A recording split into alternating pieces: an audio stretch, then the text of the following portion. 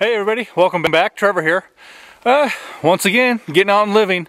You know, yesterday was Christmas and I spent the whole day at home with the family. And as much as I love them, you know, sitting around the house was driving me nuts. So I decided to get out today. And I come to an area today where I've been told that there's some kind of altar or temple at the top of this hill. And so I thought I'd come and find it. You know, this is what I've been told. I don't know if it's really here or not. So we're going to hike up there and try to find it. And just to give you an idea of what we're going to be going through today, let me show you.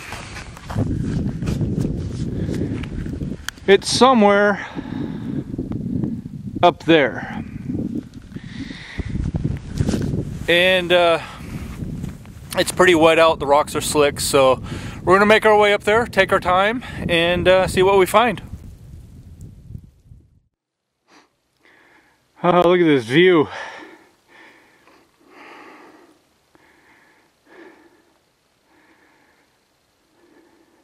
I've gained quite a bit of elevation in a short amount of time. I mean, you see that's the road I came in on right down there. But it's very steep, very slick, and just taking my time. We've still got lots of rocks to overcome. We're just picking our way through right now. Alright, I'm pretty much surrounded by rock faces, except for this chute. You can follow it up to that tree. So we're going to give this an attempt.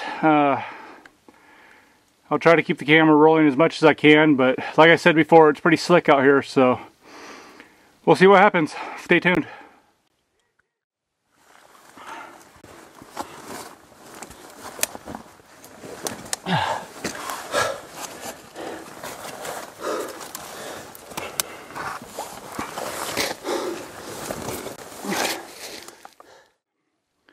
Alright guys, you remember a few minutes ago I showed you I was stuck kind of in between two rock faces with this chute.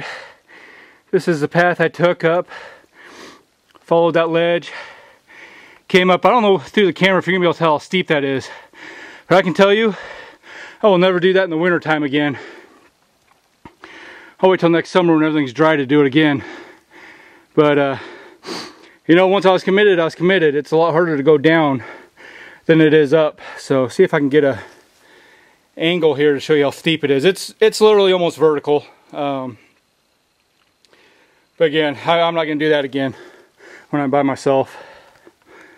So we're getting towards the top, so let's keep going. One of the really cool things about this big rocky area is you can find all kinds of little holes and caves. And you know, if I was in a survival situation, that wouldn't make a bad camp for the night. But also in this area, see if you guys can see this, you got little kitty cats that like to live in these holes too. So these are probably bobcat or possibly small cougar. We've got both in the area, so we're gonna stay out of that one. But if we find some more, maybe we'll do. Alright guys, this place is just a sea of boulders, rock faces, you know, just rock formations everywhere. And about an hour ago I thought I was getting close to the top because it flattened out for a while, came over the crest, and it just kept going up. So I'm going to take a quick break, drink some water, eat something real quick, and try to regain some of my strength. It's been all uphill. I couldn't tell you how much elevation I've gained, but it's a lot. It's taken me about an hour and a half to get to this point.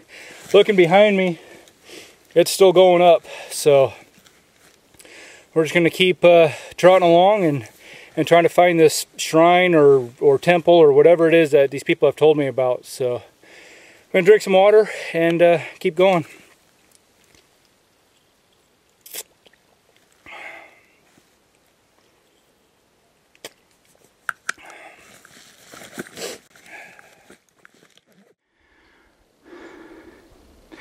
As you can see, I got some nasty weather moving in on me. And I was literally about to start heading back. Don't want to get caught up in a storm. And I was like, okay, just one more rise. I came up, and I'm not gonna lie, this is the weirdest thing I've ever seen in my life. Because I am literally miles from the nearest house. And this is weird. I'm not gonna lie, it's kind of creepy. I got a thing of feathers over here. I don't know what that is that they're stuck into. It actually looks maybe some animal skin or something. But there's a bench, all these colorful banners, in this shrine.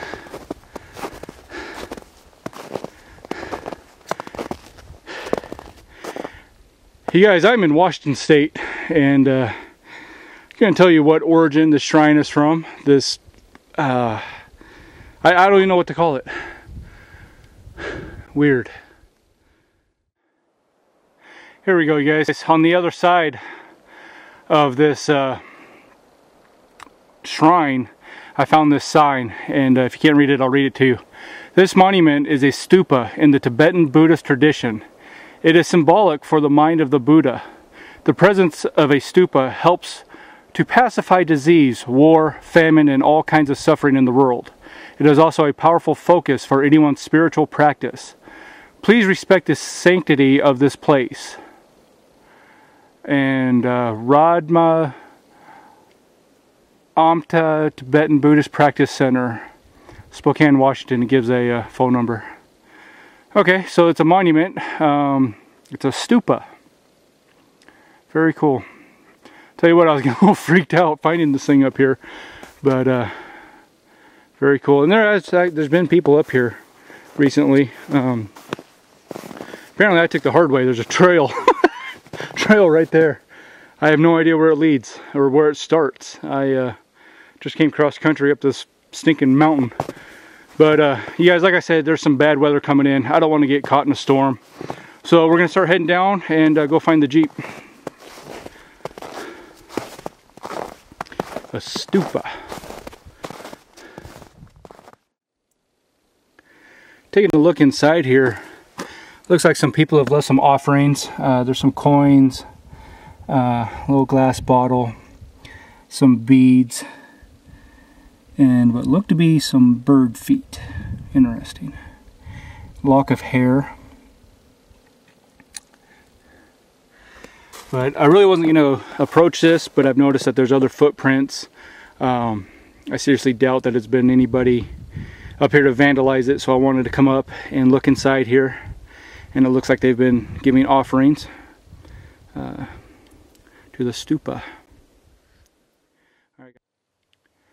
Alright guys, you can see my lake up there in the distance, and when I came down from the cloud cover, I was following the terrain down, just kind of finding the easiest route to get out of the storm, and it threw me way off course. I just wanted to stay, you know, on the easy terrain to get down as fast as I could, but it kind of bit me in the butt now.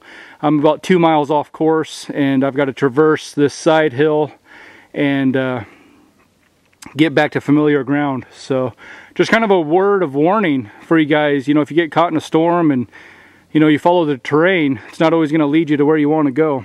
But we're just plugging along, so let's keep going.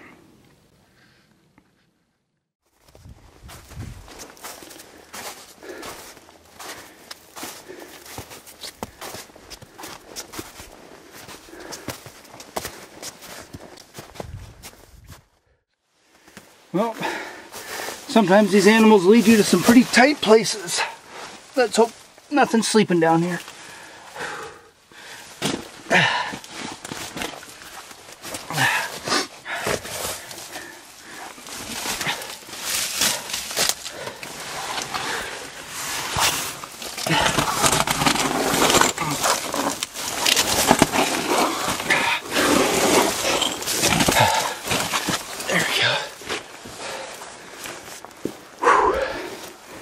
And not only are they tight, they're steep. And it's home sweet home for the next couple hours.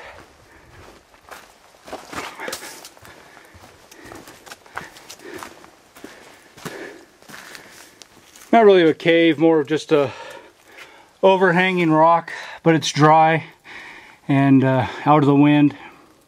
So let's go ahead and go change our socks, have some lunch. Well, I came out of the overhang to come down and collect some snow. And I wanted to point something out to you guys real quick, especially when you're out here tired, you know, maybe not paying attention, you're dehydrated. You really got to watch where you're stepping. There's some huge crevices that you may not see. So you can see that pine cone falling down there. That's probably, you know, a good 30-40 feet deep out here by yourself, or even with somebody. You don't want to fall down something like that. But it's about 6 feet. Alright, so when I'm going to collect snow to help make my lunch, you know, I know some of you guys are thinking, you know, there's probably diseases or germs in the snow. You know, you shouldn't melt it. You've got to boil it for a certain amount of time. And you know, when I'm on hikes like this, the water bottle I bring with me is my water filtration bottle. Okay, it's a Buddha of Boulder Outback. Okay, and it's actually got a water filter built into it.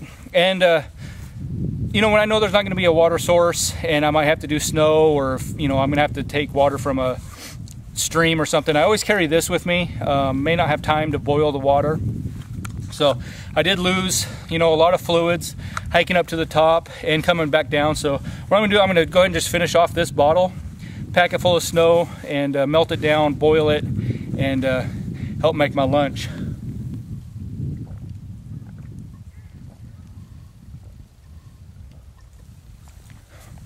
So I just want to go ahead and, you know, rehydrate myself or drink as much of the clean water as I can now, and that's why I'm going to go ahead and empty it.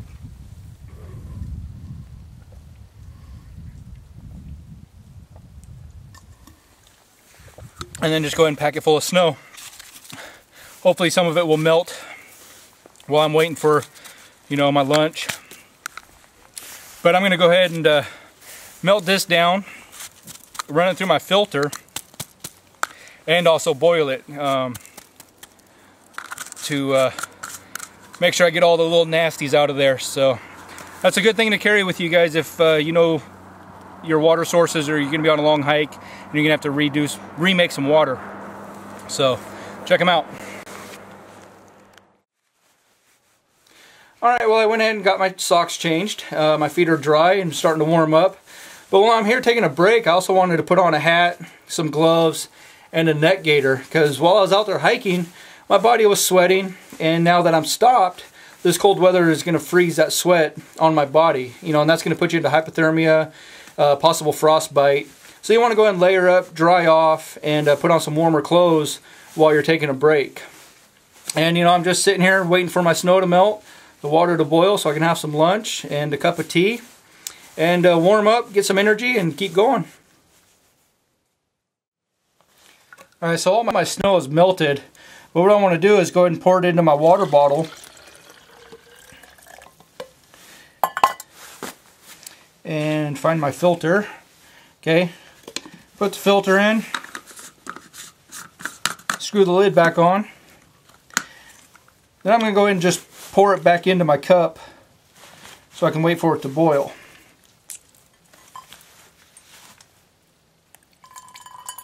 Not very easy to squeeze it through, but it'll work.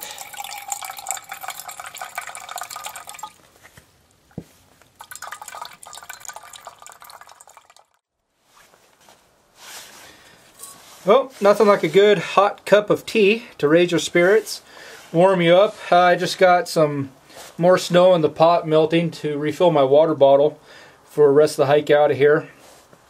But you can see I had to stack up some rocks.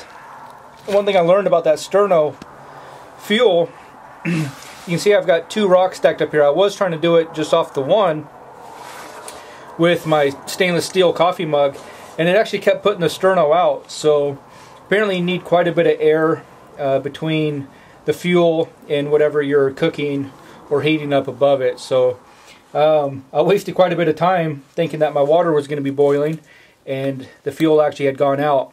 So I stacked up some more rocks, and it seems to be doing okay now. So for those of you that want to use this sterno, make sure you've got plenty of room between your fuel and whatever you're cooking.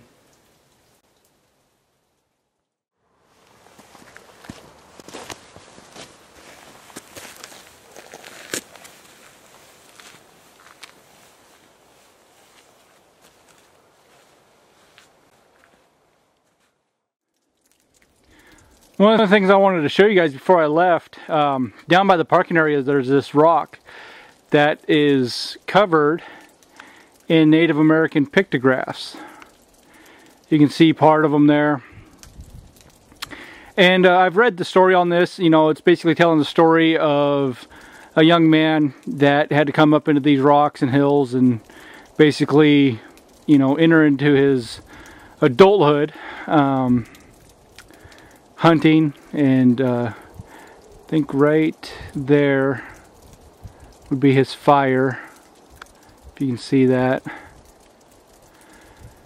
But it's really neat. So today we were able to see a Buddhist temple at the very top of this mountain, and come down here to the bottom and find old Native American pictographs. So very cool area, and had a lot of fun. Definitely good exercise today. Alright you guys, thank you so much for joining me today. Had a great hike. Definitely very good exercise today.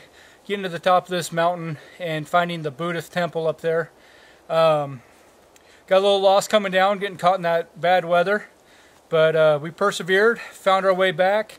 Got into a little overhang, had some tea, had some lunch. And came back down. Got to see some Native American pictographs. And overall just had a great day. Got out and lived. Got some exercise, and didn't waste our lives away sitting indoors. So again, you guys, thank you so much for joining me. I hope you enjoyed it. Stay safe and get out and live.